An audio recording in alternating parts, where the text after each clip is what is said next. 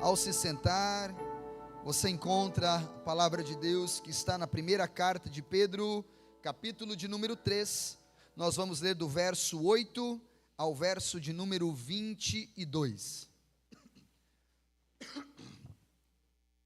Primeira carta de Pedro, capítulo 3, do verso 8 ao verso de número 22. Amém? Na versão revista e atualizada, pedi para o pessoal da multimídia ali trocar a versão, ali está na NVI ou NVT, isso, revista e atualizada, versão que sempre eu utilizo. 1 Pedro, capítulo 3, a partir do verso 8, nos diz assim: finalmente, sede todos de igual ânimo, compadecidos fraternalmente, amigos, misericordiosos, humildes, não pagando mal por mal, ou injúria por injúria, antes, pelo contrário, bendizendo, pois para isto mesmo fostes chamados, a fim de receberdes bênção por herança. Pois quem quer amar a vida e ver dias felizes, refreie a língua do mal e evite que os seus lábios falem dolosamente. Aparte-se do mal, pratique o que é bom, busque a paz e empenhe-se por alcançá-la, porque os olhos do Senhor repousam sobre os justos e os seus ouvidos estão abertos às suas súplicas, mas o rosto do Senhor está contra aqueles que praticam males. Ora, quem é que vos há de maltratar, se fordes zeloso do que é bom? Mas ainda que venhais a sofrer por causa da justiça, bem-aventurados sois. Não vos amedronteis, portanto, com as suas ameaças, nem fiqueis alarmados. Antes, santificai a Cristo como Senhor em vosso coração, estando sempre preparados para responder a todo aquele que vos pedir a razão da esperança que há em vós. Fazendo, todavia, com mansidão e temor, com boa consciência, de modo que naquilo que falam contra vós outros, fiquem envergonhados os que difamam o vosso bom procedimento em Cristo. Porque se for vontade de Deus, é melhor que sofrais por praticais o que é bom, do que praticando o mal.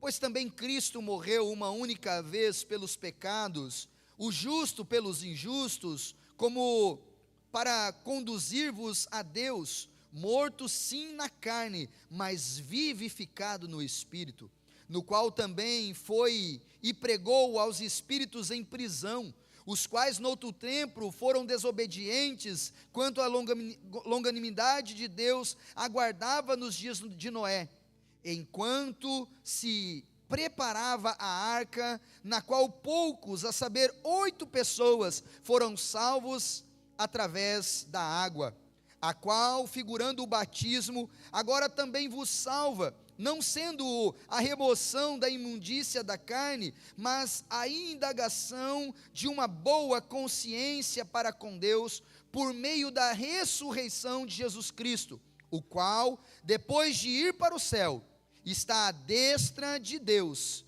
ficando-lhe subordinados anjos, potestades e poderes. Até aqui, curve sua cabeça mais uma vez. Pai, obrigado por podermos declarar que o nome de Jesus é sobre todo nome. Ele é o nosso modelo e nós queremos segui-lo fielmente. Queremos transmitir, queremos ser o reflexo, queremos que as pessoas olhem para nós e vejam em nós Cristo Jesus, apesar de nós, e que nós possamos a cada dia, Pai, tratados por sua palavra, Senhor Deus, convencidos pelo Teu Espírito Santo, nos esforçarmos para termos uma vida digna, Senhor Deus, de filhos do Senhor, como herdeiros do Senhor, coerdeiros de Cristo, a fim de herdarmos a vida eterna que nos foi ganha por Jesus Cristo. Que aqui nessa terra, Pai, possamos a cada dia, mortificando a nossa carne, suportando as lutas, Pai, dar o testemunho de que o Senhor é Rei sobre as nossas vidas, que é o Senhor sobre a igreja, e que o Senhor é amoroso, Pai bendito, e continua libertando, salvando e transformando. Nos dá esse ânimo, Senhor Deus, o ânimo que tem no nome de Jesus, nome que cura, nome que transforma, nome que traz pureza, nome que traz santifica, o nome que é sobre todo nome. Ao nome de Jesus se dobre todo joelho no céu, na terra e debaixo da terra. E nós aqui, em Jesus, Pai, queremos ser tratados por sua palavra, para a glória do teu nome. Amém e amém. Vivendo com esperança e compromisso em tempos difíceis. Os tempos são difíceis em todas as circunstâncias, em todas as áreas. As questões sociais, as questões políticas, elas estão a cada dia se tornando mais difíceis. As questões econômicas, as questões familiares, as questões de relacionamento interpessoal, tudo está ficando cada vez mais difícil. E nós não podemos nos assustar, porque o Senhor em sua palavra nos revelou que os últimos dias seriam dias trabalhosos, seriam dias difíceis, seriam dias de lutas, seriam dias de lágrimas, seriam dias de choro, e que a iniquidade se multiplicaria de tal modo, a ponto do amor se esfriar em quase todos. É lamentável olhar a televisão e ver quantas pessoas morrem por causa da ganância de homens sem Deus, por causa da sede de poder. Pessoas inocentes morrem, por causa do desejo de poder, pessoas inocentes morrem. Mas teve um que não tinha nenhuma sede de poder, porque ele sabia a quem pertencia o poder, e ele se sujeitando ao poder e às autoridades dessa terra. A Bíblia nos diz em Filipenses 2:11 que ele levou o nome que é sobre todo nome, o nome de Jesus, o nome que nós cantamos aqui. Ele foi fiel até a morte, e morte de cruz. E é por causa do nome de Jesus, é por causa da esperança que a mensagem de Cristo nos dá, é que nós conseguimos suportar os dias maus.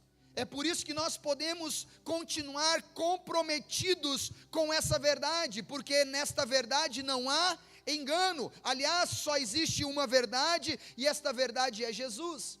E é por esta verdade que os irmãos da Ásia Menor, os irmãos da Galácia do Norte, estão sofrendo grande perseguição.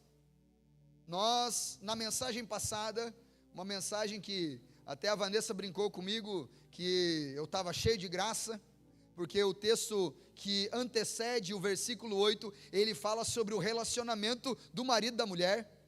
Mas não é por acaso que Pedro usa a figura do marido e da mulher nos versículos que antecedem o versículo 8 até o versículo 22, porque para nós e para aqueles que são leitores da Bíblia já entenderam que o casamento, que o relacionamento de um homem e de uma mulher, crentes, cristãos, eles são uma pré-figuração, eles são um exemplo do relacionamento de Deus, de Cristo com a sua igreja, em que Cristo foi aquele que deu a vida para resgatar a sua igreja, e a sua igreja, em resposta a esse amor, a essa entrega, se submete ao seu governo, se submete às suas ordenanças e lhe obedece fielmente, alegremente, cumprindo os princípios e exercendo o propósito pelo qual a igreja foi plantada nessa terra.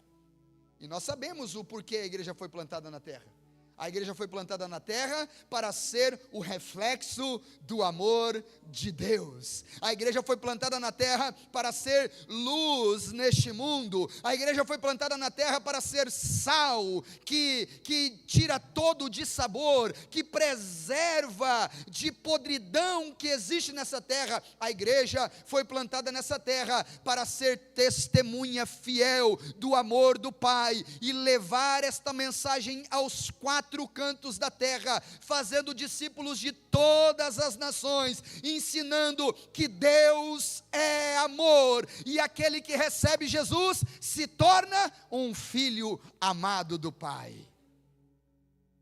Então Pedro, ele utiliza esse exemplo para falar: olha, vocês são zelados por Jesus. Jesus está vendo o sofrimento de vocês, e Jesus cuida de vocês como se vocês fossem um vaso frágil. Jesus cuida da igreja como a igreja sendo menina dos seus olhos. Meu irmão, nós sabemos, a Bíblia nos diz isso, a Bíblia nos revela isso. Paulo nos deixa claro que nós somos pecadores desde o nosso nascimento, mas não é a lei do pecado e da morte que governa a vida de um crente, de alguém que entendeu que Jesus é o Senhor e Salvador de sua vida. Quem governa a vida do crente é Jesus, não mais a carne, mas o Espírito Santo. E como aqueles que são governados, que confessaram Jesus como Senhor e seu Salvador, eles passam de criaturas para filhos amados de Deus. Você é um filho amado de Deus, você é uma filha amada de Deus, glória a Jesus. Mas o filho amado, a filha amada de Deus, também tem suas responsabilidades, também tem os seus compromissos. E é isso que Pedro vai falando, assim, à medida que Jesus, ele zela pela igreja, ele cuida, ele deu a vida pela igreja, a igreja também tem que dar uma resposta, de submissão, de serviço alegre, de testemunhar. Irmãos, a igreja não é uma denominação, a igreja não é um corpo social de pessoas com um dogma, a igreja é a reunião de todos aqueles que tiveram uma experiência de salvação e de libertação com Jesus. Então, se você teve essa experiência, tem que haver em seu coração, em nossos corações, a alegria de estarmos juntos, independente das nossas diferenças que temos como seres humanos. Nós temos que estar alegres por termos a alegria, a liberdade de nos reunirmos para adorar aquele que vive, aquele que reina pelos séculos dos séculos, para celebrar o Pai amado das nossas vidas. Então, depois de Pedro fazer a utilização do exemplo do marido e da mulher, então ele entra agora na real mensagem que ele quer trazer aos irmãos da Galácia do Norte. Olha, vocês estão debaixo de grande perseguição, vocês estão debaixo de grande tormenta, pessoas estão falando mal de vocês, vocês correm risco de serem presos, de serem mortos. Não sei quantos viram aí uma resolução que saiu aí, né, de regulação de mídias sociais. Então, meu irmão, começa a cuidar, porque o governo do anticristo está chegando, e o governo do anticristo vai ser absolutista. Então tudo que você falar contra o governo do anticristo vai gerar a você prisão, perseguição e até mesmo morte, como já acontece em alguns países. Então não se engane, porque o príncipe deste século, ele está de forma ardilosa tentando subjugar aqueles que são da fé ao silêncio. Mas a Bíblia diz que nós não nos envergonhamos, que nós não vamos deixar de falar das coisas que temos visto e ouvido. Pedro está escrevendo isso com marcas em seu corpo. Pedro está dizendo para a igreja: não temam o opressor, não tema aquele que faz mal ao seu corpo. Ele está falando isso com conhecimento de causa, porque ele, sendo usado nas mãos de Deus para curar um cego que estava ali há 38 anos na porta do templo esperando uma esmola, ele foi questionado: em nome de quem vocês curaram o cego? E aí ele deu o discurso. E olha, o texto diz que nós temos que saber responder a razão da nossa esperança. Ele soube. Ele estava preparado, ele não estava com medo da perseguição, meus irmãos, ele não estava com medo de ser julgado, de ser preso ou até mesmo morto. Ele disse: nós curamos, esse cego foi curado no nome de Jesus, a quem vocês crucificaram. Ele teve ainda a coragem de olhar para os judeus e falar assim: foram vocês crucificaram a Jesus, e é no nome dele que nós curamos. Aí o que fizeram? Levaram eles para uma salinha separada, não vão levar lá, para eles não gritar, talvez uma salinha, Bia, que tinha abafamento acústico, missionária, uma salinha que era toda selada, não dava para ouvir. Levaram eles para a salinha, colocaram eles de joelho e ripa neles, chibatada neles, 40, aí eles se levantaram, deram uma sacudida assim. Os fariseus olharam para ele, o povo do Sinédrio olhou para ele assim: vai parar de falar de Jesus? E aí eles olharam para eles assim e falaram, Atos 4,12, Roberto: nós não podemos deixar de falar daquilo que temos visto e ouvido. Nós vimos Jesus curar, salvar, transformar, nós ouvimos do seu amor, e nós não vamos deixar de falar de Jesus, porque em nenhum outro nome há salvação dado entre os homens debaixo da terra, somente o nome de Jesus é poderoso para salvar. Aleluia! E é o que Pedro está falando para os irmãos. Vocês estão com medo do quê?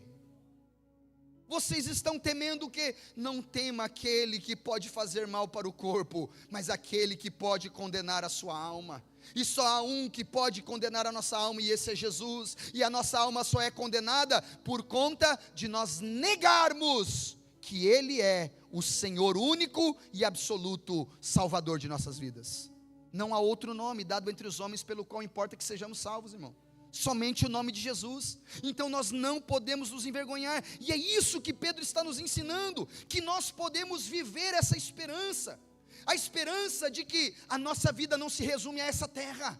A nossa vida não se resume a esta reunião, a nossa vida não se resume aos dogmas que defendemos. A nossa vida, ela está guardada em Deus com Cristo, preparando para nós uma morada, e quando chegar o último dia, ao som da trombeta, conforme diz 1 Tessalonicenses 4:12, ao som da última trombeta, os que morreram primeiro ressuscitarão, depois nós, os que ficarmos vivos, seremos arrebatados e nos encontraremos com Ele nos ares, e estaremos com o Senhor para sempre. Aleluia!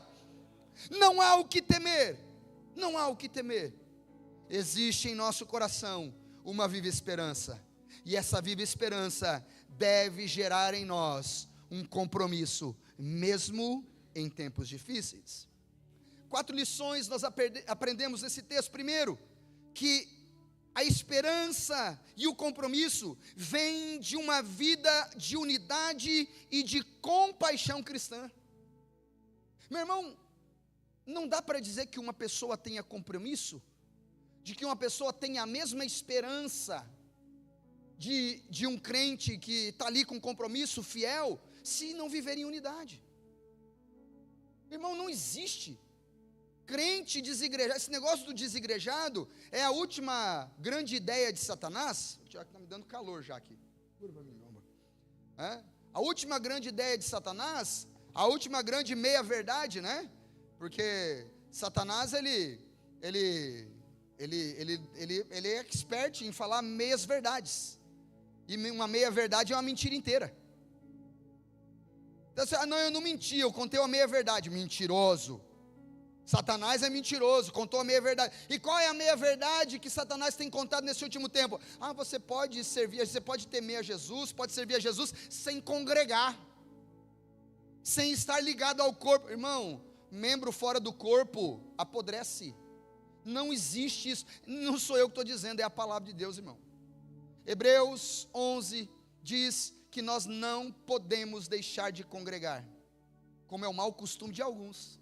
Veja, naquele tempo já tinha esse problema. Naquele tempo já tinha gente que deixava de congregar por N motivos. E as pessoas deixam de congregar e sempre é uma desculpa, meu irmão. não tem desculpa para deixar de congregar. Eu não congrego por causa de A ou de B, eu congrego porque é princípio eterno. Vida de unidade demonstra que a minha esperança de ir para o céu e o meu compromisso de levar mais gente para o céu está intacto em Jesus. Porque se eu não congrego aqui na terra, como é que eu vou congregar no céu, né, Cristiano? Tem jeito não, irmãos. Se eu não congrego na terra, como é que... No céu vai ser uma grande congregação. No céu vai ser, irmão, pensa num fuzuê, santo e gospel que vai ser no céu. Lá no céu vai ser um ribuliço, meu irmão. É crente em cima de crente, com palmas levantando, dando glória a Deus, aleluia. Todo mundo sentado num grande banquete, comendo e celebrando, e é festa no céu. Todo mundo junto e misturado. Mas a gente não consegue aqui ter compromisso com a unidade.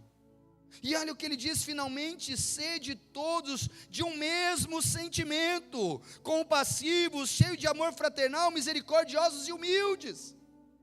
O mesmo sentimento que nos leva a congregar em unidade, o mesmo sentimento que nos leva a defender a nossa fé, o mesmo sentimento que nos leva a ter compaixão pelo perdido. Esse termo, o mesmo sentimento, ele é um termo que implica num espírito harmonioso, um espírito que está unido na mesma necessidade, que entende que todos somos iguais, apesar de termos gostos diferentes, mas é uma intencionalidade de estar unido em Cristo. Irmãos, nós não estamos unidos porque torcemos para o mesmo time. Nós não temos que nos unir porque um gosta de um culto mais avivado, outro de um culto mais tranquilo. Não, nós estamos unidos porque nós temos a intenção de nos tornarmos cada vez mais parecidos com Jesus. Não apagueis o mal por mal. Ecoa o ensino de Jesus no Sermão do Monte. Bem-aventurados misericordiosos, porque alcançarão misericórdia. Bem-aventurados mansos, porque herdarão a terra. Bem-aventurados pacificadores. Então, veja, Pedro, ele lembrando dos ensinos do mestre, ele recomenda à igreja a terem no coração um mesmo sentimento. Talvez já tendo lido a carta que Paulo mandou para os irmãos da igreja em Filipe, ele está declarando a mesma coisa: tende em vós o mesmo sentimento que houve em Cristo Jesus. Sentimento de unidade, nós somos um corpo. O apóstolo Paulo trata isso na primeira carta aos Coríntios, capítulo de número 12. Poderia dizer: a mão não gosta do pé, o olho não gosta da boca, porque todos estamos conectados, juntas, bem agregados, porque é um só corpo, para a glória de Deus Pai. Pedro, ele conclama a igreja, os cristãos que estão ali sob forte ameaça, talvez com pensamentos diferentes, alguns querendo ceder às questões daquele momento, a romper com ciclos de vingança, com ciclos de rancor, com ciclos de hostilidade, e responder com brandura, compaixão, amor e humildade. Nós, como igreja, precisamos resgatar os princípios da comunhão. Comunhão é muito mais do que sentar para comer junto. Porque sentar para comer junto, você vai num restaurante, você senta com um monte de gente lá para comer junto. Tem um monte de gente no mesmo ambiente, e nem por isso as pessoas têm comunhão. O espírito de comunhão é um espírito de compaixão entre os irmãos.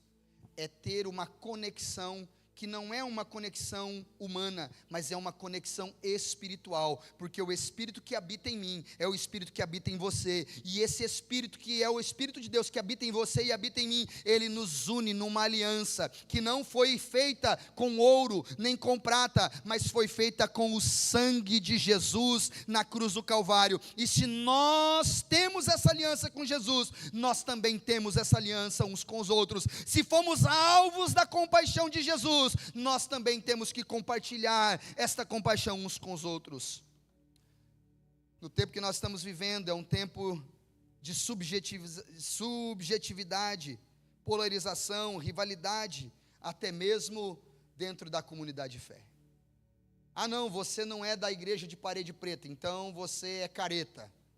Ah não, você não é da igreja do manto, então eu não quero contato com você. Ah, você não é da igreja reformada, então eu não quero contato com você. Aí eu me lembrei do texto de Paulo na primeira carta aos Coríntios, no capítulo 1 e o versículo 16. Paulo é alguma coisa, Apolo é alguma coisa, Cefas é alguma coisa, nós não somos nada, porque quem é tudo na igreja é Cristo, porque Ele é quem salva, Ele é quem faz crescer, Ele é quem cura, Ele é quem liberta, e é Ele quem está preparando a igreja para em breve vir buscá-la. Nós precisamos aprender a viver o amor cristão em humildade, e responder com graça, em vez de atacar com palavras, em uma marca de maturidade espiritual. Quem é maduro espiritualmente, irmão, já não se ressente mais, porque você sabe quem é seu pai. Irmão, quem tem certeza de sua paternidade espiritual, não se ressente com os ataques. Ô meu irmão, olha para mim, eu sei quem é meu pai, e eu sei o que o meu pai pensa de mim. Eu sou filho amado de Deus. Você sabe quem é o seu pai, e sabe o que ele pensa de você? Você é filho amado de Deus, você é filha amada de Deus. Então, faz o seguinte: entra num ouvido e sai no outro, retém só o que é bom, e saiba responder a razão de sua esperança. Segundo, uma vida que é uma vida de esperança e compromisso, é uma vida que cultiva a piedade, porque a piedade, ela é um canal de bênção. Quer ser abençoado? Seja piedoso. A vida piedosa, ela sempre vai atrair bênçãos para nós. Abrão foi conhecido, como que Deus chamou Abrão? Meu amigo. Abrão era amigo de Deus. Por que Abraão era amigo de Deus? Por causa de sua vida piedosa. A vida piedosa diz respeito àquele que quer viver a semelhança de Cristo, que quer colocar em prática o ensinamento de Cristo de forma intencional. E aquele que vive a prática do amor, aquele que vive a palavra de Deus, ele atrai, as bênçãos vêm e alcançam. Olha o Antigo Testamento se conectando com o Novo Testamento. Que diz lá em Deuteronômio capítulo 28, a partir do verso 1: se atentamente ouvires a voz do Senhor teu Deus, tendo cuidado de cumprir tudo que hoje o meu servo Moisés te ordena, todas essas bênçãos virão e te alcançarão e repousarão sobre ti. Bendito serás ao entrar na cidade, bendito serás ao sair, abençoada será a sua colheita, e tudo que puser as mãos prosperará, e aonde pisar a planta do seu pé será teu por herança. Por quê, meu irmão? Porque é a vida de compromisso com a palavra, é a vida de compromisso com as verdades de Deus, ela atrai bênção para nós. Quer ser abençoado? Seja obediente. Versículo de número 10: pois quem quiser amar a vida e ver dias bons, refreie a língua do mal. Jesus, ele certa feita disse que o que faz mal não é o que entra. Falando com os fariseus ali que estavam julgando Jesus, aliás, julgando os discípulos de Jesus, porque eles entraram na casa e estavam comendo sem lavar a mão. Agora imagine, irmão, 12 homens, tinham andado talvez o dia inteiro, estavam doidos de fome, aí são convidados, irmã Bia, para um banquete. Imagina aqueles homens esbaforidos, vê aquela mesa bonita assim, Jesus entra, dá graça, já deu graça, mestre? Eles já, crente, é tudo igual mesmo, né? Até lá no tempo de Jesus, é tudo igual. Faz parte da comunidade da fé, o crente é alegre, crente não bebe, mas come, que é uma beleza. Glória a Jesus por isso, meu irmão. Então, veja, é bênção que atrai. E aí os fariseus olharam assim: mas os seus discípulos, eles não lavam as mãos para comer, como diz o ritual. E Jesus falou assim: o que faz mal não é o que eles estão comendo sem lavar a mão. O que faz mal é o que vocês falam Porque o que você come vai para o teu ventre e depois é colocado para fora, é expelido. Mas o que você fala vem de dentro do seu coração, porque a boca fala o que o coração está cheio. Sabe o que eu quero encher meu coração, meu irmão? Eu quero encher meu coração de piedade, eu quero encher meu coração da palavra de Deus, eu quero encher meu coração de coisas boas, como ontem nós tivemos aqui o nosso seminário de intercessão. Quanta coisa boa nós ouvimos aqui, irmãos, quanta coisa boa aconteceu aqui ontem à noite. Eu quero encher o meu coração de coisas boas, e aí, falar igual o nosso decano, o pastor Lima: eu estou com o coração cheio de coisas boas, aleluia. Encha o seu coração de coisas boas. Pedro, ele dá uma ênfase aqui, citando o Salmo 34, falando de uma vida reta, de uma linguagem controlada pelo Espírito. O texto nos mostra que o cuidado com as palavras e a busca pela paz são critérios de piedade. O autor aos Hebreus, ele declara no capítulo 4, segui a paz com todos e a santificação, sem a qual ninguém verá o Senhor. Paz é princípio de piedade, e piedade é demonstração de santificação. Seguir a paz com todos e a santificação, sem a qual ninguém verá o Senhor. Nós vivemos na era das redes sociais, uma cultura de cancelamento. Quem tem medo de ser cancelado? Hoje, foi hoje que eu vi, enquanto estava terminando a mensagem, estudando a mensagem agora à tarde, eu vi uma postagem, falando para igrejas, cuidado, a sua igreja pode ser cancelada. E aí as redes sociais: irmão, quer cancelar, cancela. A rede social pode nos cancelar, mas o céu não nos cancela. Nós vamos continuar pregando a verdade, vamos continuar pregando o evangelho, vamos continuar falando: Jesus é o único caminho, a única verdade, a única vida. Ninguém vai para o céu se não for para Jesus. Então, quer cancelar, cancela, mas nós vamos dizer que Jesus é o Senhor, e a vida com Ele é uma vida de santidade. Então, nós precisamos, a semelhança dos irmãos da igreja da Galácia do Norte, instruídos por Pedro, lembrar que a santidade, ela se revela na nossa fala, no nosso comportamento, e ela é promotora de paz. Irmão, eu estou vivendo num tempo que eu quero semear paz. Quem quiser paz vai andar comigo. Quem não quiser paz, eu respeito. Deus abençoe, meu irmão. Vai em paz. Fique em paz, que eu quero ficar em paz. Tem uma coisa que eu e Vanessa temos conversado: vamos cuidar do nosso coração e da nossa mente para ninguém roubar a nossa paz. Mas eu vou dizer uma coisa para você: ninguém pode roubar a nossa paz, sabe por quê? Porque a nossa paz está em Jesus. Ele é o príncipe da paz, Ele é o nosso Senhor. A igreja precisa se destacar por sua ética, por suas palavras, por seu comportamento, porque a Bíblia vai nos dizer que o poder da vida e da morte está na língua, e não pode jorrar de uma mesma fonte, conforme Tiago, capítulo de número 5, de uma mesma fonte não pode jorrar água amarga, nem água doce, nem a vide pode produzir figos, nem a figueira produzir uvas, porque de uma mesma fonte não pode jorrar água doce e água amarga. Assim também dos seus lábios não pode proferir bênção e maldição. Tem que cuidar, irmão. Cuidado. Terceiro, esperança e compromisso para a vida eterna gera em nós uma vida de coragem em meio às perseguições. Irmão, eu tenho minha esperança é a viva esperança, é em Jesus. Minha esperança não está, irmão. Eu ouvi esses dias atrás, do pastor, presidente da Igreja Videira, e eu concordei com ele em alguns aspectos, fui lá e procurei a mensagem inteira para assistir a mensagem inteira e não só o recorte. E ele estava falando exatamente sobre o avanço do evangelho, o avanço da igreja.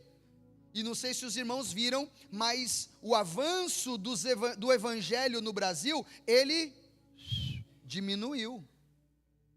Havia uma previsão de crescimento dos evangélicos no Brasil, antes de 2010, que era para mais de 40%. E esse crescimento foi terminado agora com o censo de 2022, ficou ali em média de 7%. Diminuiu drasticamente.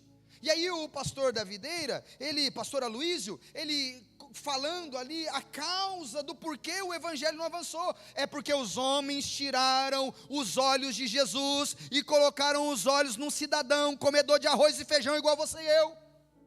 Colocar a esperança na política, no lugar de colocar a esperança em Jesus, que é a nossa viva esperança. Irmão, homem nenhum pode solucionar o problema da humanidade. Só quem soluciona o problema da humanidade é Jesus Cristo de Nazaré. Ninguém mais. Mas sabe o que aconteceu? Foi um monte de gente. Irmão, e eu não estou falando para você não assumir suas responsabilidades sociais. Não é isso que eu estou falando. Mas eu estou falando que enquanto você assume seu compromisso social de cidadão, você não se esquece do seu maior compromisso como cidadão dos céus, que é dar testemunho de Jesus.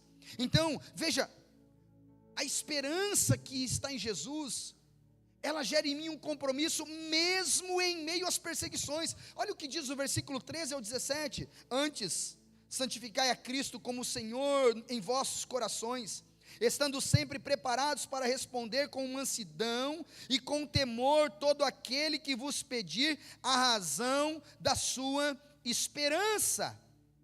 E então ele vai dizer para nós que, versículo 13, ora, quem é que de vós há de maltratar se for zeloso do que é bom? Versículo 14, mas ainda que venha a sofrer por causa da justiça, bem-aventurados sois. Feliz se nós sofremos por causa da justiça. Não vos amedronteis, portanto, com as ameaças, nem fiquem alarmados. Irmão, você acha que não vai ter perseguição aos cristãos? Já está tendo. Já está tendo cancelamento. Quem está na universidade aqui? Quem está na faculdade? Levanta a mão, quem está na faculdade. Eu tenho certeza que lá na faculdade, teu professor, quando você fala que é crente, ele tira sarro de você, sim ou não? Perseguição. Velada ainda por cima. Chama crente de idiota, crente de retrógrado, chama crente de tudo quanto é coisa boa que você imaginar, eles chamam os crentes. Mas irmãos, nós somos mais que vencedores em Jesus. Todo aquilo que falam de nós, não importa, importa é o que o papai fala de nós. Não atenteis, 2 Coríntios 4:16, não atenteis para suas breves e momentâneas tribulações, porque elas produzem em vós um eterno peso de glória, mais admirável do que qualquer coisa nessa terra. Porque aquilo que nós vemos é passageiro. O sofrimento é passageiro. O sofrimento é passageiro. Mas a vida que nós temos em Jesus é eterna, irmão. Aleluia, essa é a minha esperança, e eu tenho coragem mesmo em meio a perseguições. Pedro reconhece que o sofrimento pode fazer o bem, por fazer o bem, pode acontecer. O sofrimento por defendermos a justiça pode acontecer. O sofrimento por defendermos a fé pode e vai acontecer. No entanto, ele orienta a cada um de nós a vivermos de tal modo que as nossas vidas despertem perguntas sobre a nossa fé. Não sei quantos já leram aqui o livro do pastor Richard Wurmbrand, testemunho do tempo que ele foi pastor na Romênia, na época do comunismo. Torturados por amor a Cristo. Alguém já leu esse livro? Torturados por amor a Cristo. E no livro ele conta que em um determinado momento os soldados bateram tanto nele, e ele ali sofrendo aquelas dores, jogaram ele na cela fria ali, e os soldados assim, você não vai reclamar? E ele falou assim, não vou reclamar, porque eu me sinto privilegiado por sofrer por amor a Cristo. E aqueles homens passaram a perguntar para ele assim, então nos explique a razão dessa tua fé que te dá força para suportar tantas afrontas, tantas surras e até pernas quebradas. E aí ele começou a falar de Jesus para aqueles homens. E sabe o que aconteceu dentro daquela prisão? Houve salvação, meu irmão, porque aquele homem tinha coragem de responder à razão de sua esperança. Hoje a fé cristã no Brasil também é alvo de desprezo, não só no Brasil, mas no mundo. Ela tem sido uma fé às vezes meio caricato. As pessoas tiram sarro, porque muitas vezes o que se tem falado nas mídias não é um evangelho verdadeiro, mas nós não vamos, irmãos, nos preocupar com aquilo que não é verdadeiro, vamos continuar pregando aquilo que é verdadeiro. Eu não vou perder tempo com o que é falso, porque o que é falso, ele vai terminar, mas o que é verdadeiro é eterno. Então vamos continuar pregando a verdade. A resposta que nós devemos dar como os cristãos não deve ser hostilidade, mas sim um testemunho firme de fé. Se te ferirem a face direita, ofereça a esquerda. Se te pedirem a capa, dê também a túnica. Se te fizerem andar 1 milha, vá com ele 2. Porque se a vossa justiça não exceder em muito a dos fariseus, nós somos pior que os ímpios.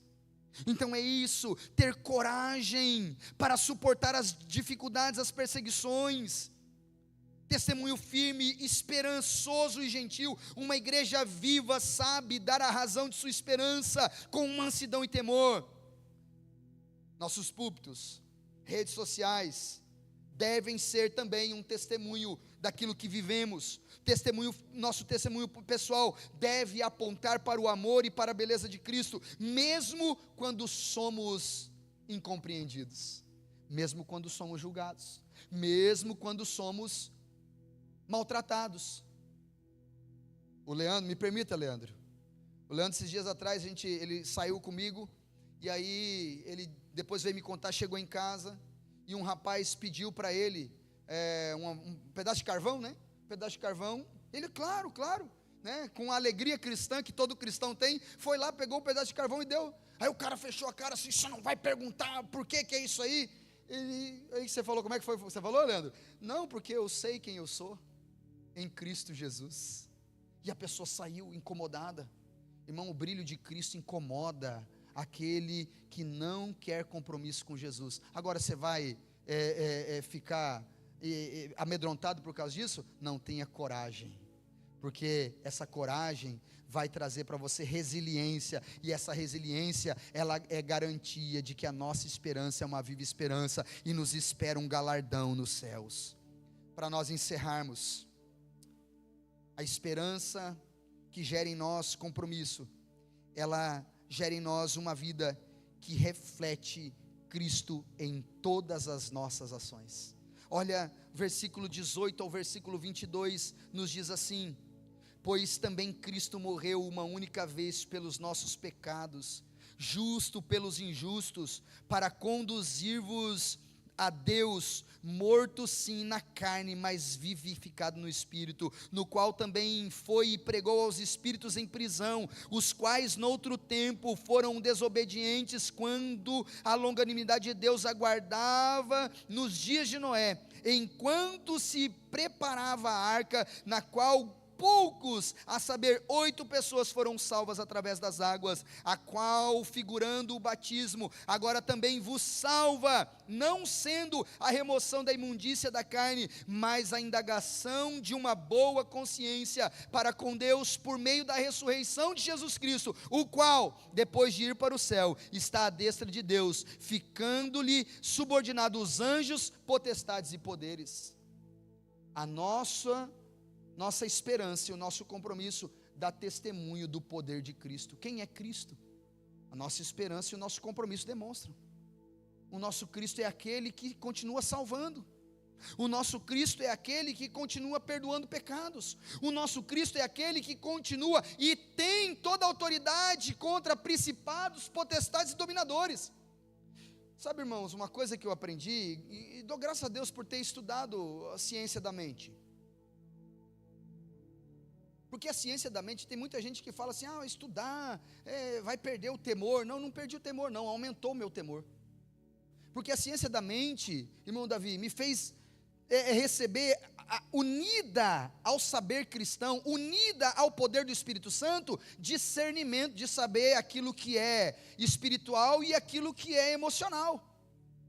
E às vezes, irmãos, acontecem algumas manifestações no ambiente religioso, e a gente acha que é encapetamento, e não é. É uma pessoa que tem dor na alma, e que naquele momento é propício, onde está cantando, onde está se pregando, onde a palavra confronta, e aí vem uma canção emocional, que mexe com as emoções, e aí a pessoa, pá, e desperta uma histeria. E aí muitas vezes, se a gente não tem discernimento, a gente vai achar que é endemoniado, e não é, é uma pessoa cheia de dor, é uma pessoa cheia de ferida na alma. Mas irmãos, quando é de fato uma possessão maligna, nenhum demônio, nenhum espírito suporta o nome poderoso de Jesus, porque o nome de Jesus é o que diz a minha Bíblia, meu irmão. Se você não acredita nisso, lamento te dizer, você precisa dar uma lidinha um pouquinho mais na Bíblia. A minha Bíblia diz em Filipenses 2:11 que ao nome de Jesus todo joelho se dobra, no céu, na terra e debaixo da terra. Há poder no nome de Jesus, e nós precisamos aprender a usar o nome de Jesus com sabedoria. Não tem demônio, não tem macumba, não tem urucubaca, não tem nada que suporte o nome poderoso de Jesus. Irmão, sim, tem que se empoderar do nome de Jesus. Esse é o termo que está em alta, né? Empoderamento. A gente tem que se empoderar, porque Jesus habita em nós, e como cristãos nós não tememos as perseguições, porque nós temos um nome que é sobre todo nome, o nome de Jesus, e nós damos testemunho desse nome. Cristo, Ele é o exemplo de sofrimento justo, Ele morreu para levar-nos a Deus. A referência ao tempo de Noé serve para nos lembrar que assim como poucos foram salvos na arca, agora poucos são salvos pela fé em Cristo Jesus, simbolizando pelo batismo. O batismo é a representação não como um rito vazio, mas como uma pública profissão de fé, de que nós, de pura consciência, entendemos o Evangelho, confessamos a Cristo como Senhor, e pelo batismo damos o testemunho de que agora não vivemos mais pela carne, mas vivemos pela graça de Deus, e temos a vitória garantida pelo poderoso nome de Jesus. Irmão, há tempo ainda de se salvar em Jesus. Pedro nos lembra que não estamos sozinhos no sofrimento, Cristo está conosco, e que o nosso sofrimento ele pode ser potencializado com o poder do Espírito Santo para testemunho daquele que ainda não conhece a Cristo. Nós seguimos um Salvador que sofreu por nós, mas que venceu o sofrimento, venceu a morte e o inferno, para que nós pudéssemos nos assentar com Ele nas regiões celestiais. A igreja precisa entender que a mensagem da cruz envolve um sacrifício. Evangelho sem cruz não é evangelho. Mas também a cruz, ela aponta para a glória de Cristo, porque a cruz está vazia, Jesus venceu na cruz, e nós também vamos vencer nesse mundo. Temos que ter um compromisso radical com a vida de Cristo, ainda que isso nos custe tudo. O texto de Pedro que nós estudamos nos convida a viver uma vida coerente, compassiva e corajosa, mesmo em meio à dor e à injustiça. Pedro nos mostra que o sofrimento por Cristo não é um fardo inútil, mas uma oportunidade de testemunhar o crescimento espiritual que temos ao lado dele. Diante disso, nós precisamos clamar que o Senhor nos livre da frieza espiritual, das pressões desse mundo, porque Deus nos chama a uma vida de compromisso com a verdade e com a fé.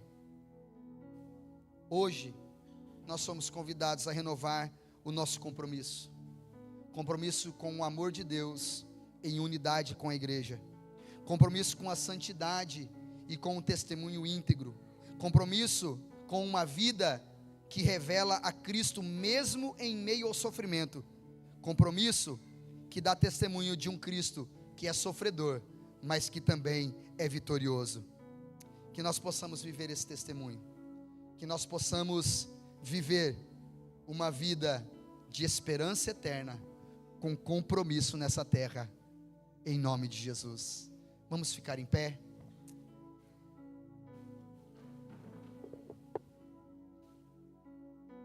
Eu quero convidar você a orar nesse momento. E eu quero chamar o Ministério de Louvor aqui. E depois que a gente orar, irmãos, não sai correndo não, viu? Você sabe que quem saiu primeiro foi Judas, né? E sabe o que aconteceu com Judas, né? Quando ele saiu primeiro, né? Espera todo mundo, espera o pastor chegar na porta ali, para lhe cumprimentar. Não sai correndo não. Foi Judas que saiu primeiro, né? Forcei a amizade? Não, mas Judas saiu primeiro. Você sabe o que aconteceu com Judas, saiu primeiro, né? Então espera para sair todo mundo junto. Glória a Jesus. Compromisso, irmão. Compromisso com a verdade. Compromisso com a palavra. Esperança renovada. Quem tem esperança renovada tem compromisso. Quem tem esperança em Cristo não nega a fé, não nega a unidade, não nega a verdade da palavra. Quem tem compromisso com Cristo vive em esperança. Glória a Deus. Eu quero orar com você, mas antes de orar eu quero fazer algumas perguntas. Há alguém aqui nessa noite que ainda não vive essa esperança de vida eterna? Há alguém aqui essa noite que ainda não tem convicção de que quando Jesus voltar, ou quando nós morrermos fisicamente, vai estar no céu? Você não tem essa esperança ainda? Você pode ter essa esperança hoje. Basta você dar um passo de fé, entregando a sua vida a Jesus.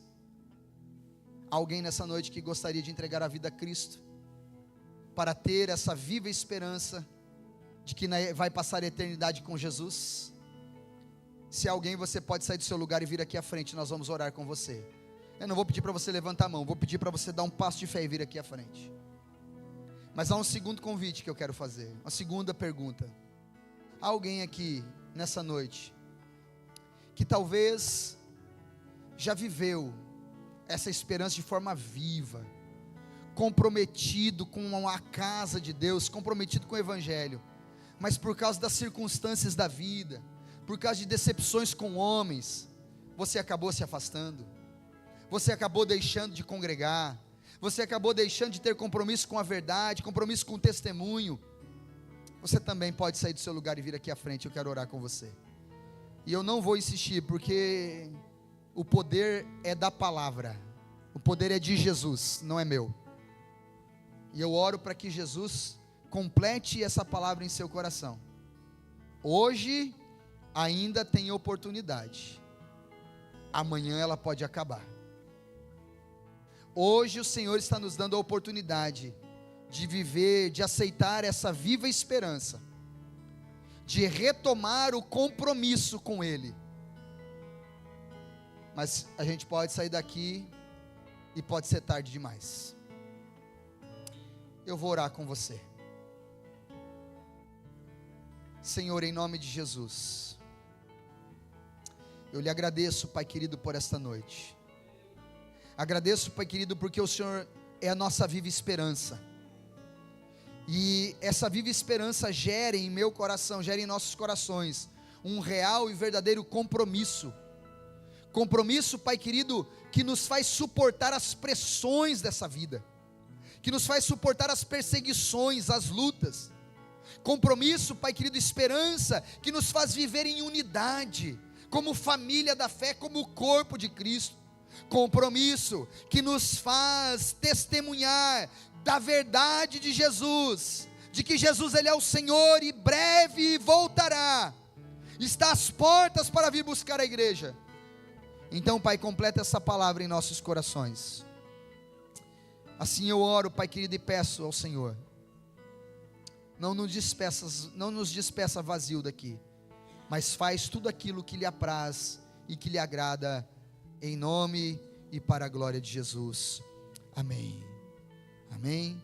Eu vou impetrar a bênção, o Ministério de Louvor vai estar cantando, e como eu falei, não sai correndo, espera, canta junto, eu vou estar ali na porta para lhe cumprimentar.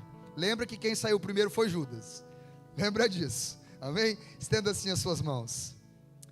Que a graça do nosso Senhor e Salvador Jesus Cristo, o grande amor de Deus, o nosso Pai, a comunhão, a consolação do Espírito Santo, seja sobre todos vós, e sobre toda a igreja do Senhor, espalhada nessa terra, desde agora, e pelos séculos dos séculos todos, digam, amém.